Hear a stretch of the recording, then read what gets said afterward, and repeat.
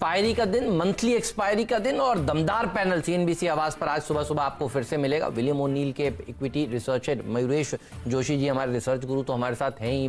LFS broking के राजेश सतपुते जी हमारे साथ जुड़ चुके हैं। कॉन्टेप एडवाइजर्स के रिसर्च हेड शुभम अग्रवाल साहब कनाडा से हमारे साथ जुड़ रहे हैं और डी स्ट्रीट विनर्स.com की रचना वैद्य भी हमारे साथ जुड़ चुकी हैं। साथ ही सेंक्टम वेल्थ मैनेजमेंट के वाइस प्रेसिडेंट आशीष चतुर्मोता, प्रकाशगाबा.com के प्रकाश गाबा, ये सब दिग्गज एक्सपर्ट्स आपको बताएंगे आज एक्सपायरी कहाँ होने वाली है, कैसे आपको अप्रोच करना चाहिए, नई सीरीज कैसी रह सकती है, इस सब पर चर्चा होगी। और हर रोज 8 बजे सीएनबीसी आवाज पर अब आपको एक बड़े एक्सपर्ट मिलेंगे, रोज एक नए एक्सपर्ट, नई आवाज। और हम जानने की कोशिश कर रहे हैं कि अमेरिका के चुनाव पर का असर भारतीय बाजारों पर क्या देखने को मिलेगा। अब तो देखिए, कल पुनीता कुमार सिन्हा थी हमारे साथ और आज ट्रिप चौधरी साहब हमारे साथ जुड़ चुके हैं, ग्लोबल इक्विटी रिसर्च के हेड हैं, और उनसे हम जानेंगे कि वो कैसे देख रहे हैं इन इलेक्शंस को। कैलिफोर्निया से सीधे हमारे साथ वो जुड़े हैं। तो बहुत सारा एक्शन है। देखिए, आज इस शो में शुरुआत करते हैं ग्लोबल बाजारों से। इस समय जो सबसे ताजा आंकड़ा है वो है डाउ फ्यूचर्स का, और डॉक्टर साहब अभी दिखाएंगे डाउ फ्यूचर्स किस तरह से कारोबार कर रहा है। आप देखिए, करीब करीब 250 पौने 300 पॉइंट की रैली देखने को मिल रही है डाउ फ्यूचर्स में। तो 230 पॉइंट टू बी प्रिसाइज है, टिकर टीम आपको दिखा रही है इस समय। और कल हमने देखा था अमेरिका के बाजारों में जोरदार गिरावट देखने को मिलती, करीब करीब 900 पॉइंट की। जून 11 के बाद एक दिन की सबसे बड़ी इंट्राडे कमजोरी देखी गई। क्या कारण थे, समझ लेते हैं। नीरज हमारे साथ जुड़ चुके हैं। नीरज बताइए।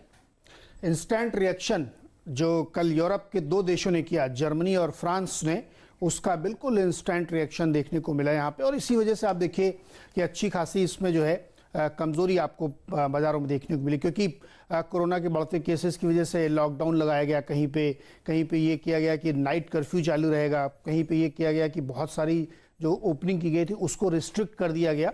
तो ये जब अनाउंसमेंट्स कल आए, तो जिसका ये हम लोगों ने पहले आखिरी सौदा में चर्चा की थी कि ऐसा हो रहा है, तो उसकी वजह से मार्केट ने एक जोरदार रिएक्शन दिया। भारतीय बाजारों ने कल इसको प्रीएम्प्ट भी किया था।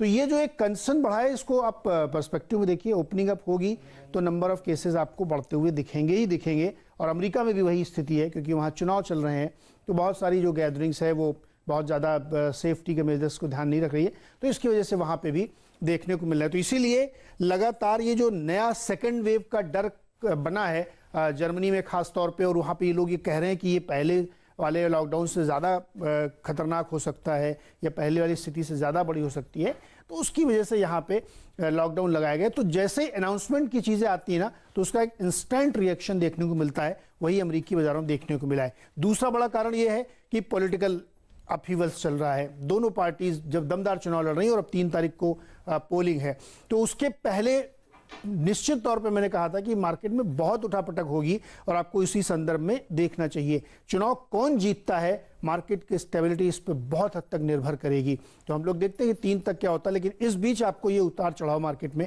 जरूर देखने को मिलेगा। सही बात है। तो 72,000 केसेस अगर एक दिन में देखिए अमेरिका में आएंगे, तो ये अमेरिका के बाजार को सताएंगे। और साथ में जर्मनी कह रहा है कि 4 हफ्तों का पार्शियल लॉकडाउन कर रहे हैं 2 नवंबर से। फ्रांस कह रहा है कि नेशन वाइड रिस्ट्रिक्शंस लगा रहे हैं 1 दिसंबर से। और एंजेला मर्केल कह रही हैं कि आईसीयू में पेशेंट्स पिछले 10 दिनों में डबल हो चुके हैं।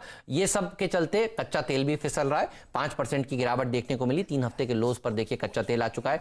$40 के नीचे कच्चा तेल ब्रेंट क्रूड इस समय कारोबार करता हुआ।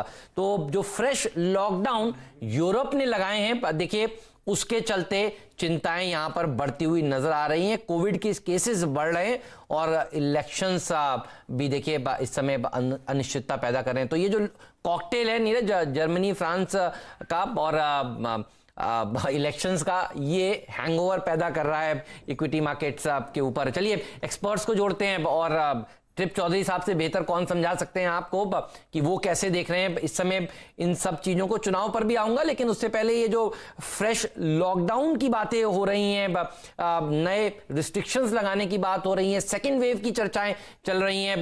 Trip sir, good morning to you from India. आप कैसे देख रहे हैं इन सबको?